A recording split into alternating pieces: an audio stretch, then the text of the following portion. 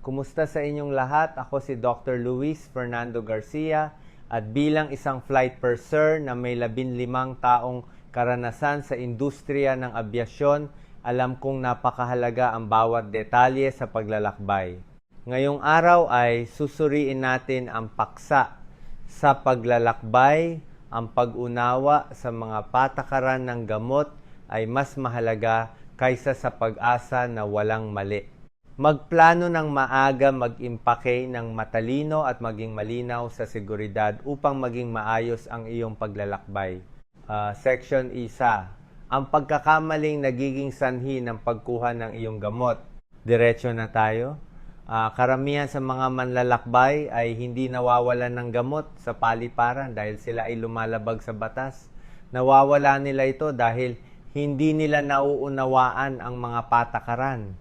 At ngayon, ang seguridad ng paliparan ay hindi na nagpapahula-hula. Ang mga opisyal ay sanay alerto at nagbibigay ng matinding pansin sa anumang bagay na mukhang gamot. Dito nagkakamali ang mga tao, nilalagay nila ang kanilang gamot nang basta-basta iniahagi sa bag, isinasara at ipinapalagay na maayos ang lahat. Ngunit sa sandaling dumaan ang bag na iyon sa scanner, nagbabago ang lahat dahil ang seguridad ng paliparan ay walang pakialam kung gaano kahalaga ang iyong gamot sa iyo. Ang pakialam nila ay kung paano mo ito inimpake. At bago ka pa man mag-impake, may isang tanong na hindi kailanman tinatanong ng karamihan sa kanilang sarili. Reseta ba ito o over-the-counter? Ang isang desisyon na iyan ay nagbabago kung paano tinatrato ang iyong gamot sa seguridad. Balewalain ito at pinapahamak mo ang iyong sarili sa mga pagkaantala dagdag na screening o kahit ang pagkuha nito. Ngayon narito ang bahagi na nagpapagulat sa mga tao. Kung ikaw ay lumilipad sa ibang bansa, hindi lang nagbabago ang mga patakaran. Maaari itong ganap na baliktarin. Ang ilang gamot na normal sa iyong bansa ay ilegal sa iba, kahit ang mga karaniwan. Kaya't ang mga bihasang manlalakbay ay hindi nagpapahula-hula. Sinusuri nila ang destinasyon bago sila mag-impake dahil ang pinapayagan sa pag-alis ay maaaring makahadlang sa iyo sa pagdating. At narito ang unang panuntunan na hindi mo maaaring balewalain. Huwag kailanman ilagay ang mahalagang gamot sa checked luggage. Ang mga checked bag ay nagkakaantala, nawawala, kinukuha sa gate, at kapag nangyari iyon, ang iyong gamot ay nawawala rin kasama nito.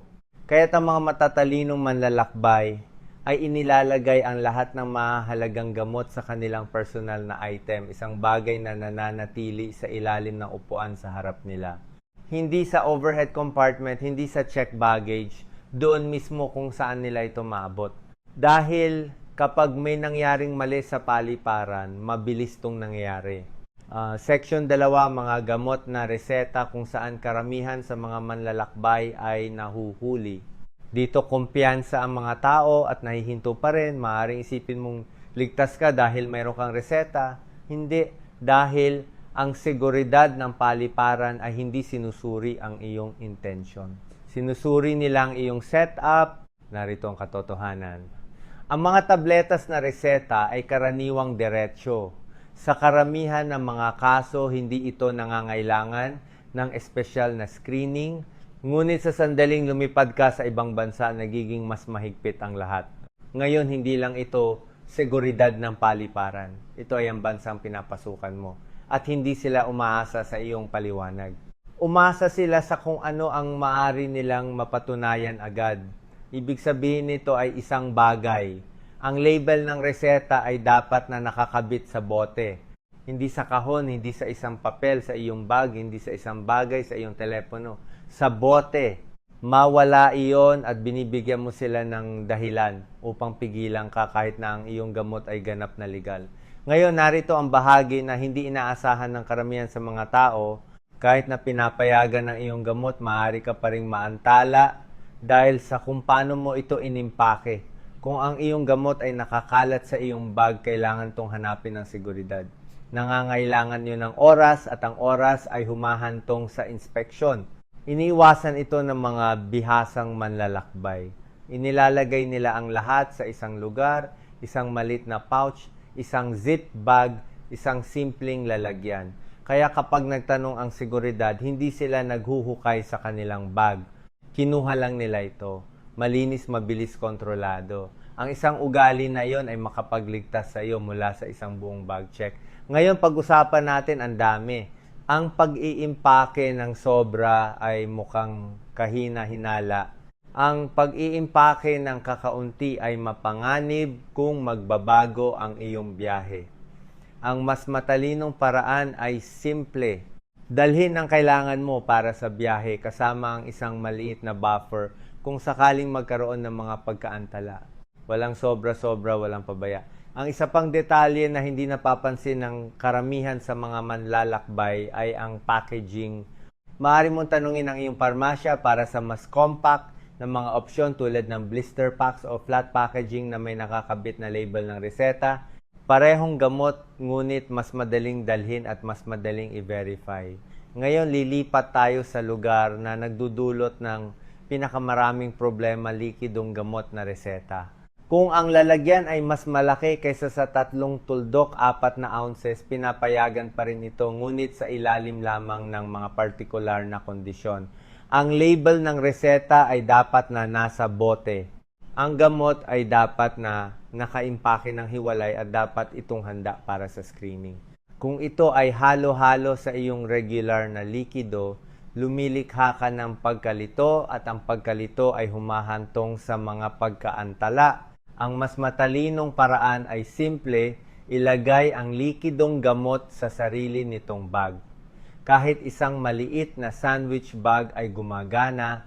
Pagdating mo sa seguridad, ilabas ito at ilagay ng hiwalay. Walang paghahanap, walang pagpapaliwanag, walang stress. At ito ay nagiging mas mahalaga sa labas ng Pilipinas, kung saan ang screening ay maaaring mas mahigpit at hindi mahuhulaan.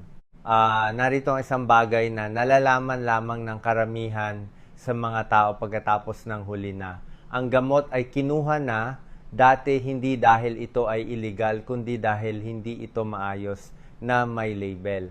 Kaya tandaan ito, label sa bote, panatilihing magkasama ang lahat, ihiwalay ang iyong mga likido, gawin iyon at manatili kang kontrolado, baliwalain ito at ipinapaubaya mo ang desisyon sa iba. Section 3, over-the-counter na gamot, ang panuntunan na karamihan sa lahat ay nagkakamali. Dito masyadong maagang nagpapahinga ang karamihan sa mga manlalakbay. Ang over-the-counter na gamot ay parang simple. Walang reseta, walang papeles, walang panganib. Ang pag-aakalang iyon ang eksaktong nagdudulot ng problema. Magsimula tayo sa kung ano ang talagang madali. Ang mga over-the-counter na tabletas ay flexible. Maaari mo itong ilagay halos kahit saan sa iyong carry-on o personal na item.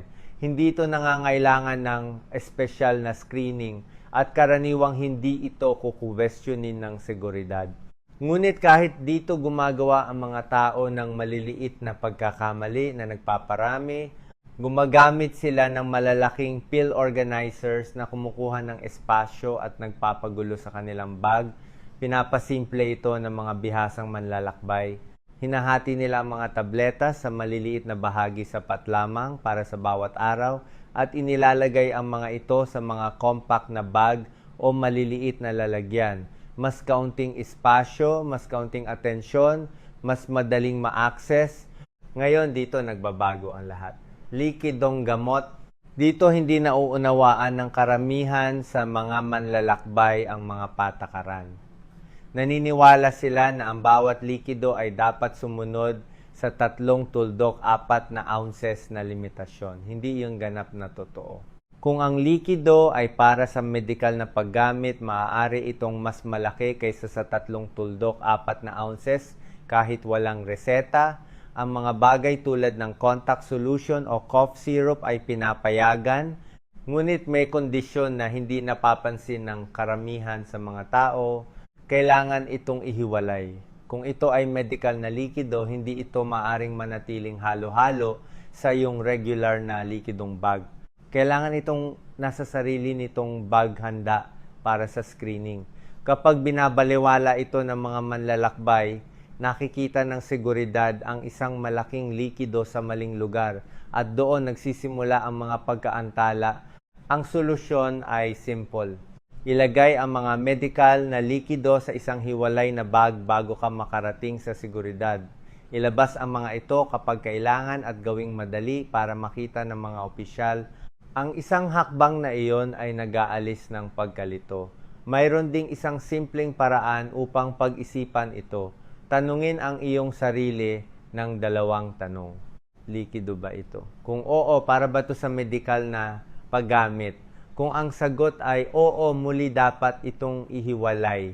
Kahit ang maliliit na bagay ay mahalaga.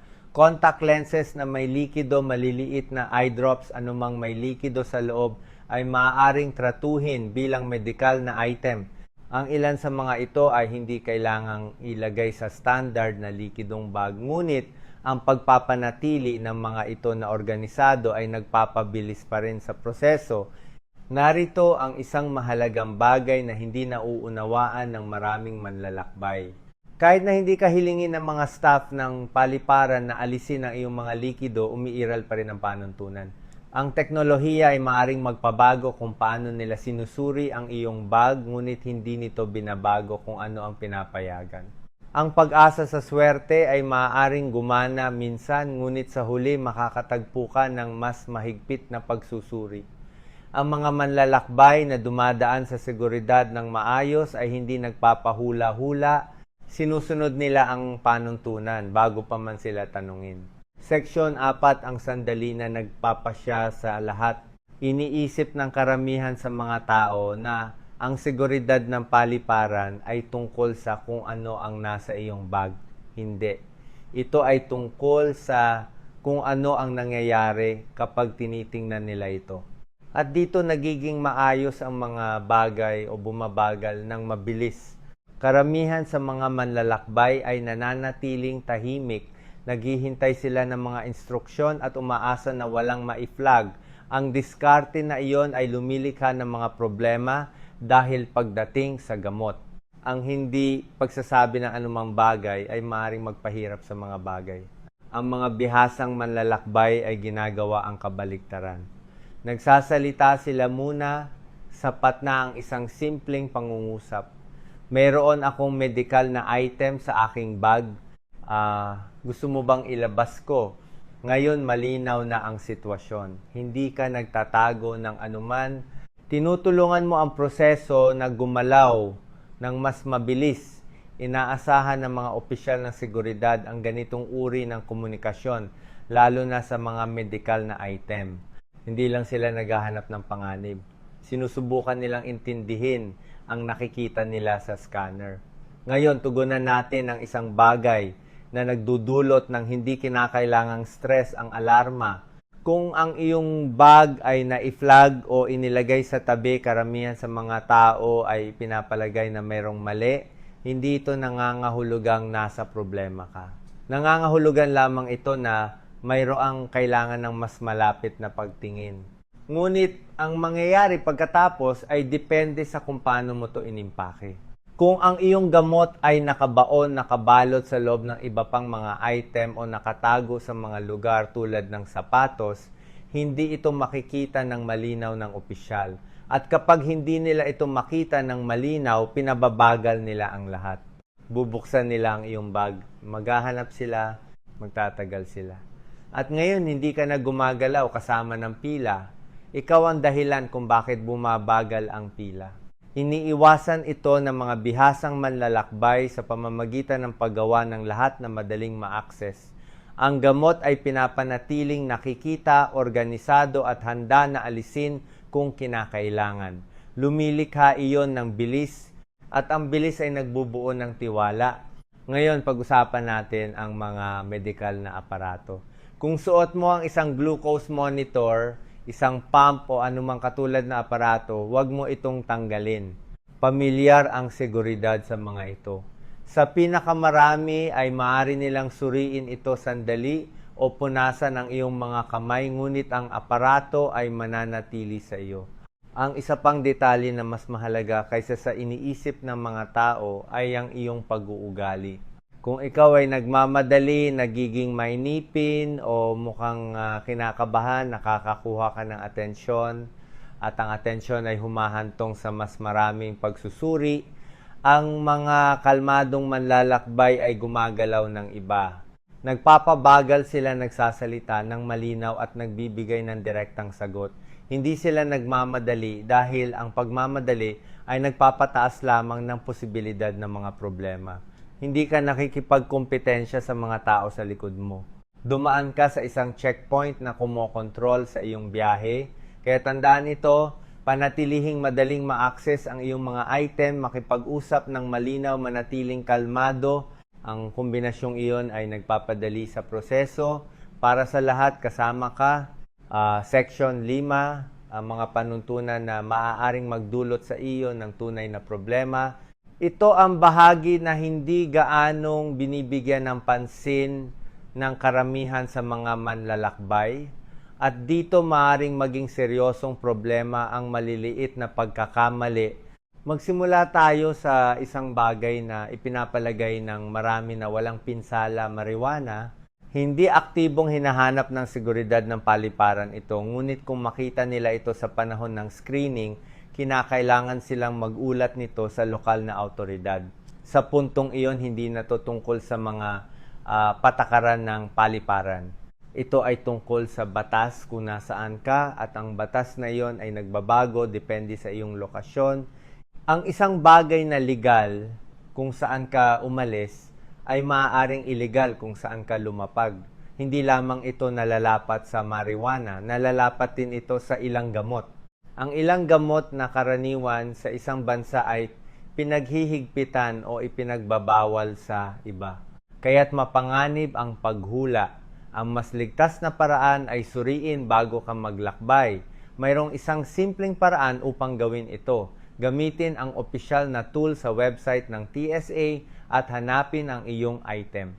Sasabihin nito sa iyo kung pinapayagan ito sa carry-on o check baggage at anumang mga paghihigpit na nalalapat.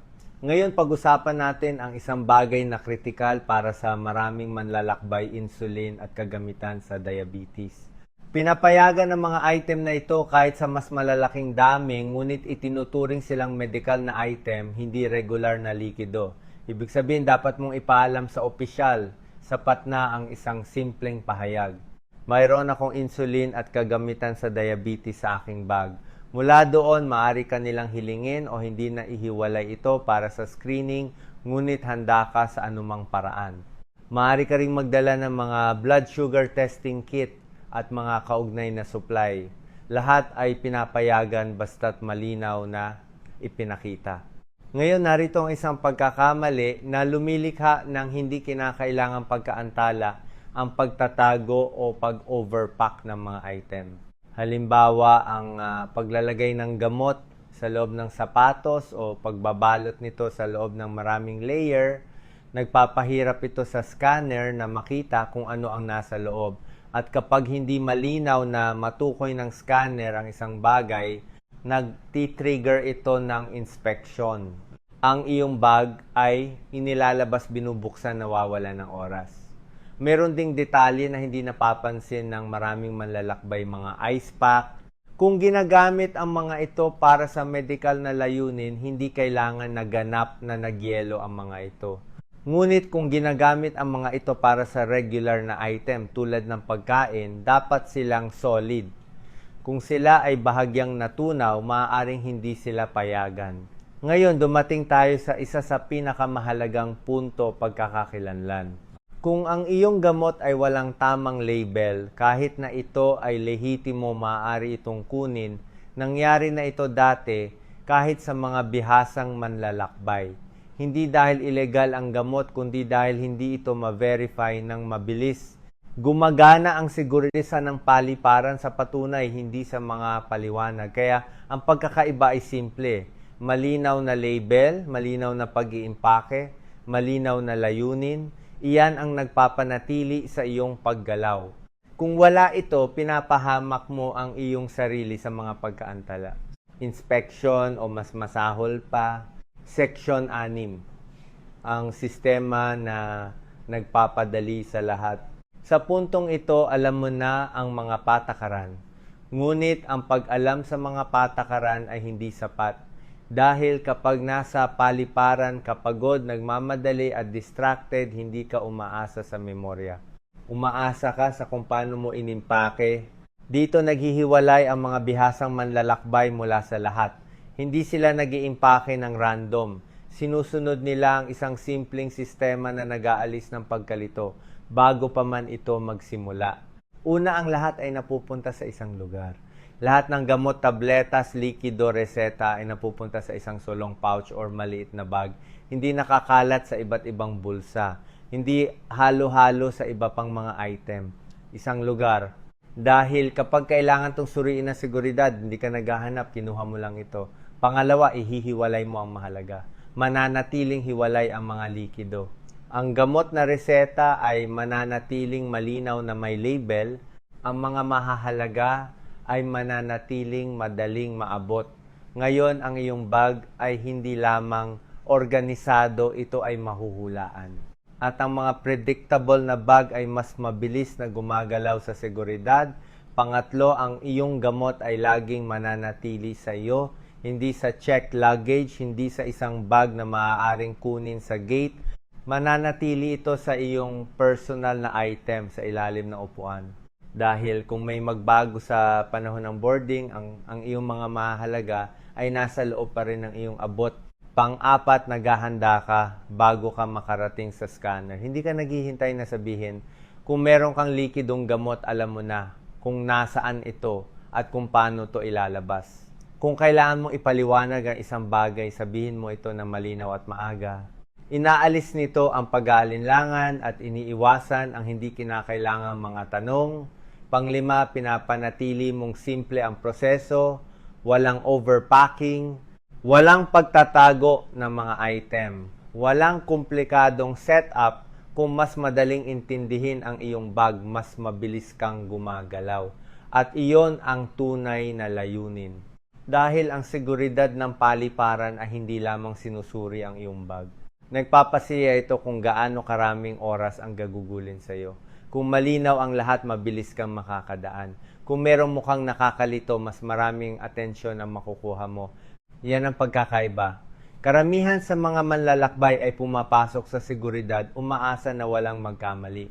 Ngunit ang mga bihasang manlalakbay ay hindi umaasa sa pag-asa, umaasa sila sa paghahanda. Kaya kapag inimpake mo ang iyong gamot, sa susunod, wag lang isipin kung ano ang dinadala mo. Isipin kung ano ang hitsura nito kapag may iba pang kailangang intindihin ito sa loob ng ilang segundo. Dahil kapag malinaw ang iyong bag, nagiging maayos ang iyong proseso. At kapag maayos ang iyong proseso, nagsisimula ng tama ang iyong biyahe. Maraming salamat sa inyong lahat. Sana ay marami kayong natutunan sa araw na ito.